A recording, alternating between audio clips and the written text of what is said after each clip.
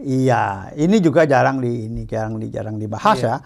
Karena masa sih kita urusan sama manusia dengan manusia kok dampaknya kepada alam lain, kepada alam dewasa, kan begitu. Iya. Lah, iyalah, kalau kita melihat latar belakang mengapa leluhur sangat memerlukan keberadaan seorang wanita, ya tentulah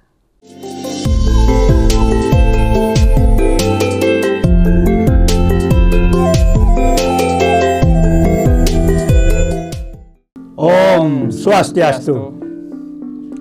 Salam Rahayu pemirsa Indo Channel. Kembali lagi dengan perbincangan kita hari ini tentunya bersama narasumber kita Aji Dewa Suratnaya. Nah, hari ini pemirsa kita akan membahas tema yang judulnya yaitu wanita itu disayang leluhur. Menarik sekali ini. Sangat menarik. Ini baru pertama kali saya mendengar tentang tema ini. Nah, lebih lanjutnya mari kita bersama Aji Dewa membahas dan mengupas lebih dalam. Wanita itu kan disayang leluhur nih. Ya. Lalu bagaimana menjelaskan dan latar belakangnya seperti apa sehingga kok ini baru pertama kali saya dengar. Iya. Wanita. Iya. Ibu. Ya. Ibu. Seringkali mendapat perlakuan yang kurang nyaman. Baik dari anak maupun dari suami misalnya, atau dari orang tua ya. Iya. Karena melihat wanita itu lemah. Yang dilihat kelemahannya wanita, bukan kekuatan. Tuhan tidak mungkinlah menciptakan makhluknya, ciptaannya, ya, hanya menciptakan sesuatu yang lemah. Pasti kalau ada kelemahan pasti ada kekuatan. Demikian juga ibu ini. Ya, kalau lihat temanya tadi, topiknya wanita disayang leluhur. Iya. Bayangkan. Lah kalau leluhur saja sayang kepada wanita, pada ibu, calon ibu, kenapa kita yang belum menjadi leluhur kok seringkali tanpa sadar, dengan sengaja, tidak sengaja, sering melecehkan wanita. Ya, tentu bentuk pelecehannya tidak hanya semacam semacam bullying. Seringkali kata-katanya memuji, tetapi hatinya belum dan terbungkus. Contoh begini, seorang laki-laki kadang-kadang egonya yang muncul. Mohon maaf ini. Ya. Ketika melihat seorang wanita, yang pertama dinilai apanya? Pasti kecantikannya. Cantik ini. Cantik banget. Lalu apa? Sex appeal-nya. Seksi nih orang. Mulailah muncul bayangan-bayangan yang nggak jelas. Kan begitu. Ini laki-laki. Jadi kalau dikatakan bahwa surga itu yang penuh hanya laki-laki, wanita nggak ada, saya nggak percaya. Nggak sebaliknya. Iya. Jarang ada kisah-kisah baik dari masa silam bahwa ada perempuan yang melecehkan laki-laki. Jarang. Yang banyak itu, pernah nggak mendengar seorang laki-laki telah diperkosa rame-rame? Kan nggak ada kan? Nggak ada kan? Pernah dengar itu. Nggak pernah dengar. Tapi sebaliknya kita dengar banyak banget. Wanita diperkosa beramai-ramai. Iya, hari ini pun masih. Bukannya negeri kita, negeri lain juga sama. Iya. Kan seperti itu. Iya. Artinya apa? Ini kan bentuk pelecehan. Makanya judul tadi ini sebetulnya untuk menghapus atau untuk menghilangkan atau jangan sampailah laki-laki menghina wanita atau orang menghina leluhur saja. Kenapa leluhur menghina? Latar belakangnya apa? Coba ingat. Dalam konsep Hindu kita mengenal yang namanya punarbawa atau sekarang bahasa populer yang reinkarnasi. Iya, reinkarnasi. Ya kan? Iya. Lah, lalu bentuk punarbawa ini, wujud punarbawa itu kan memerlukan wanita.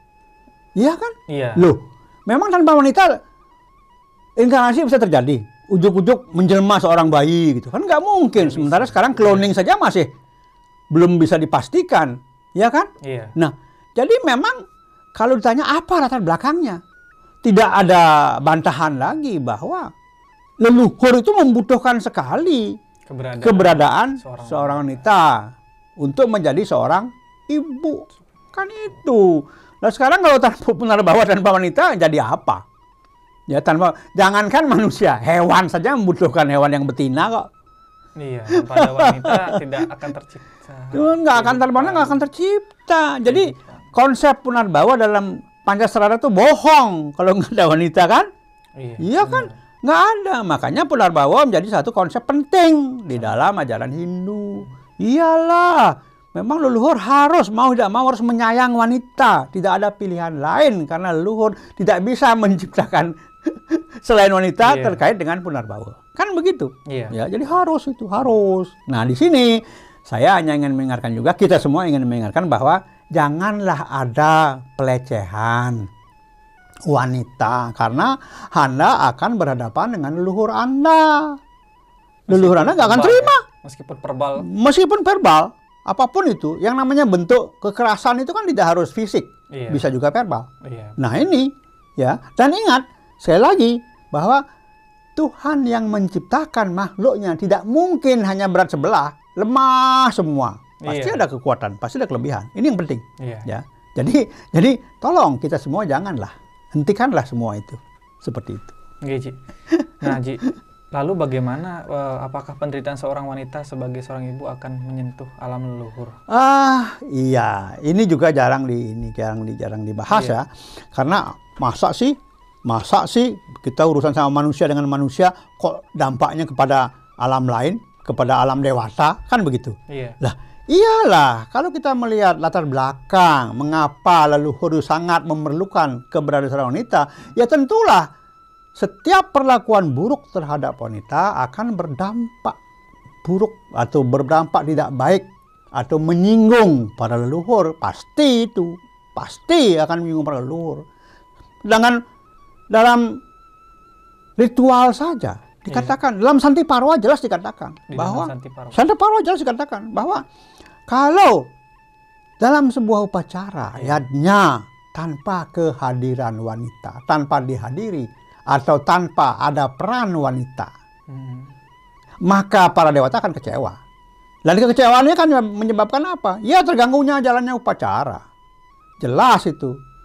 Makanya muncullah istilah sarati. Sarati sebenarnya untuk perempuan, bukan untuk laki-laki. Sarati Banten itu.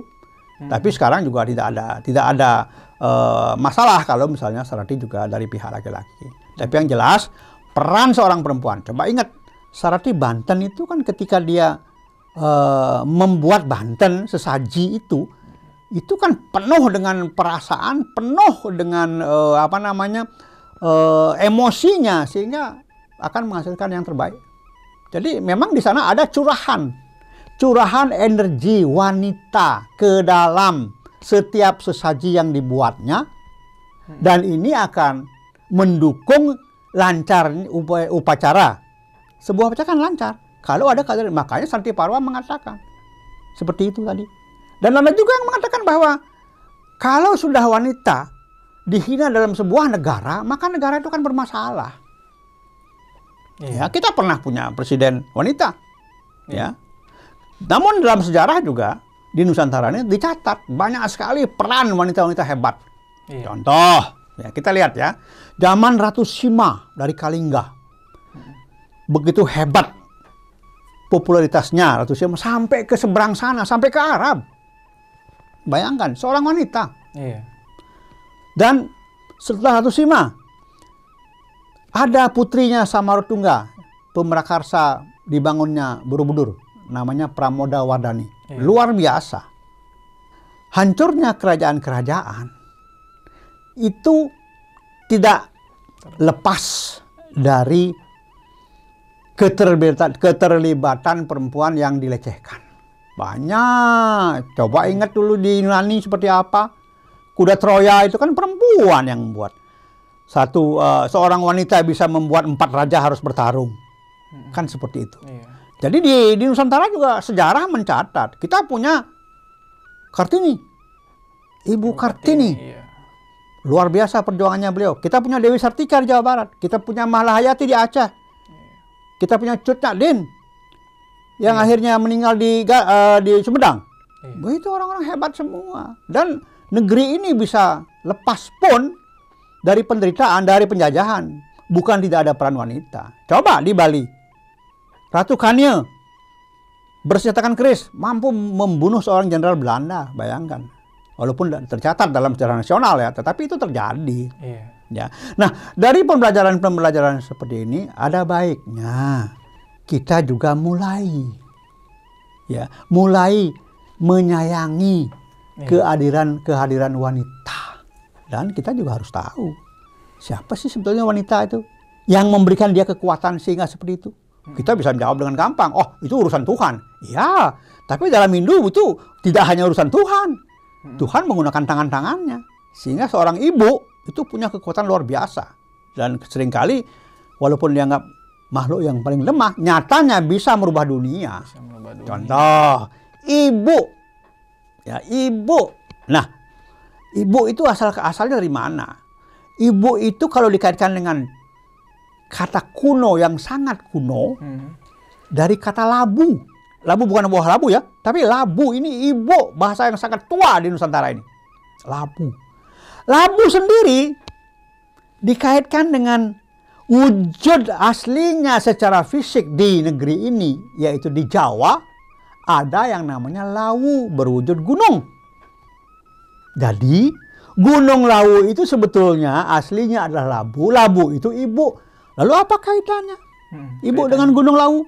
Nah, ini yang harusnya dibuka lebar-lebar ya untuk mata kita. Ya. Gunung Lawu, labu, ibu, di sanalah ada figur yang disebut dengan Ibu Semesta. Siapakah Ibu Semesta dalam Hindu? Beliau adalah Parwati. Ibu Parwati. Sehingga sejak berapa tahun terakhir ini, Gunung Lawu itu dibanjiri oleh orang-orang dari mancanegara. Hanya ingin mencari Ibu Semestanya ada di mana. Bukan di India, bukan di Arab sana, bukan di Afrika, tapi ada di Gunung Lawu. Tidak percaya? Wayan sekali waktu boleh datang ke Gunung Lawu, bertemu dengan seseorang ya, terutama pemirsa Hindu Channel ini. Udah tak pasti ada ya, yang pernah pasti ada yang pernah ke Gunung Lawu. Ya, di sana banyak peninggalan-peninggalan, dan yang lebih penting, Ibu Semesta ada di sana. Sehingga jangan kaget kalau orang-orang dari seluruh dunia hampir ke sana. Dari Finlandia, seorang pertapa 30 tahun dia bertapa di Himalaya, dan dia baru menemukan yang dicarinya, Ibu Semestanya di Gunung Lawu. Namanya Amanda. Ya, Amanda. Kemudian dari Belgia, dari Belanda, Perancis, Israel, Rusia, semua melulu ke Gunung Lawu 5 tahun terakhir ini. Jadi Gunung Lawu yang sebetulnya menjadi sentral pusat kekuatan seorang ibu yang dipancarkan oleh Parwati, itulah sebetulnya yang harus disentuh. Jadi para pedarma yatra, ya kalau yang suka cerita yatra ya, dari para pemirsa Hindu Channel, ada baiknya datang ke Gunung Lawu. Di sanalah sebetulnya tujuan terakhir dari tirta yatra kehidupan masyarakat Hindu di Nusantara. Ya tentu ada tempat-tempat lain lagi. Saya nggak mengatakan bahwa yang lain tidak ada, seperti Besakih misalnya di Bali ada. Tetapi mencari ibu alam semesta, ya di Gunung Lawu. Gunung Lawu, Labu menjadi ibu. Itulah yang sebetulnya menjadi sumber kekuatan kaum ibu khususnya di Nusantara. Nah, Ji, kalau misalkan ibu mengalami penderitaan, misalnya kayak sedih, kecewa, marah, sakit hati, kan akan berdampak nih kepada anak dalam kandungan. Saat melahirkan ya tentunya, Ji, itu bagaimana? Jelas, jadi begini, sebetulnya bukan hanya saat melahirkan. Ketika seorang ibu hamil, mungkin 1 bulan, 2 bulan, 3 bulan, yang jelas sudah ada penyatuan antara Wirats dan Hiranyagarbha menjadi sebuah calon janin. Kemudian Iswara sudah mengisi Atman, ya. Sejak saat itu apapun yang dialami oleh ibu akan direkam oleh si calon janin, dan itu menjadi memorinya yang akan nanti muncul setelah dia lahir, tumbuh, remaja dan dewasa. Kalau misalnya seorang ibu dalam kondisi kehamilan mengalami sedih, sakit hati, dendam, itu akan terbawa. Si anak itu akan membalas dendam tadi. Kalau si ayah atau si suami ibu ini juga melakukan hal-hal yang negatif itu semua direkam oleh si anak. Ya. Ataupun kalau misalnya seorang ibu atau orang tuanya ingin menggugurkan si bayi hamil 3 bulan, merasa, waduh bagaimana nanti secara ekonomi kami nggak kuat, udah kita gugurkan saja. Tetapi upaya pengguguran gagal. Maka setelah lahir anak itu akan selalu membawa masalah bagi orang tuanya. Karena itulah wujud dendam. Kenapa begitu? Loh, menggugurkan berarti menggagalkan leluhur yang reinkarnasi. Iya. Lah, bisa saja leluhur sudah menunggu ratusan tahun untuk lahir, memperbaiki kualitas jiwanya setelah hidup. Tapi kita gagalkan dengan menggugurkan. Nah, itu juga dampak buruk. Orang tuanya akan disiksa dengan caranya setelah anak itu mulai remaja nanti. Seperti itu. Ini terakhir Ji pertanyaan. Ya. Nah, wanita kan sebagai calon ibu nih. Yep. Nah, lalu siapa yang harus melindungi saat masih kecil, dewasa, dan setelah menikah? Ini pesan bagus ini untuk pemirsa Bali Hindu Channel ya. Pesan bagus ini. Siapa? Karena kita menganggap anak perempuan lemah. Waktu kecil siapa yang melindungi? Orang tua. Setelah remaja siapa yang melindungi? Saudara-saudaranya. Setelah dia dewasa, masih saudara-saudaranya juga melindungi. Nanti setelah dia menikah, siapa yang melindungi? Suaminya. Jadi semua punya peran, nggak boleh anak perempuan ini biarkan saja. Anak perempuan juga paling nanti ke dapur, paling nanti diambil orang, kan begitu. Nggak bisa, tetap dari kecil dia dirawat oleh orang tuanya. Kalau orang tuanya tidak punya harta cukup, sekolahkanlah dia, artinya berikan dia keterampilan. Kalau orang tuanya kaya, berikan dia bekal nikah. Belum lagi kita terkungkung oleh aturan, doktrin. Anak perempuan kalau menikah keluar tidak boleh, tidak kehilangan hak waris. Yang benar saja. Dari mana cerita itu? Seperti itu. Ya, janganlah membuat aturan-aturan seolah kita ini Tuhan. Berhentilah jadi Tuhan, jadi manusia aja lah. Pura-pura jadi Tuhan. Jadi pura-pura jadi Tuhan lah, repot urusannya. Repot urusannya. Seperti itu. Iya, Ji. Terima kasih atas penjelasannya mengenai wanita itu di sang leluhur. Jadi sangat luar biasa perannya. Dan memang patut dan wajib kita sebagai yang dilahirkan dari seorang wanita untuk menghormati, menjaga, dan selalu berdoa kepada Ibu Alam Semesta. Iya, jelas itu. Terima kasih Haji atas sama-sama penjelasannya. Mari Haji kita tutup dengan para mesanti. Baik. Om Santi Santi Santi. Om.